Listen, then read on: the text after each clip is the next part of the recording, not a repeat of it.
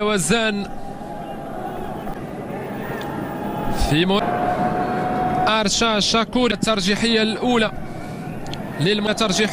التسديد يزن من المستحيل. منتخب إيران أو منح الدور الأخضر للاعب إيران وبنجاح الركلة الترجيحية الأولى.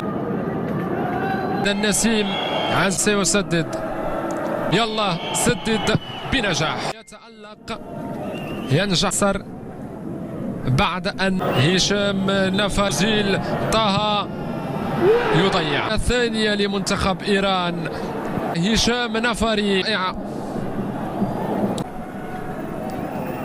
عمران التسديد يسجل. سعيد إيران لمواجهة طه بن غوزيل للركلة الترجيحية الثالثة.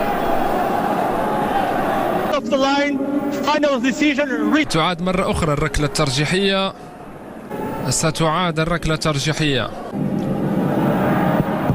يضيع لإسعاد المغاربة في كل المنازل. طه بن غوزيل من هنا من سورابايا اللقاء بأنه حتى لو أعيدت منع المنتخب الإيراني أرشا شاكوري التصويب. إذن المنتخب الوطني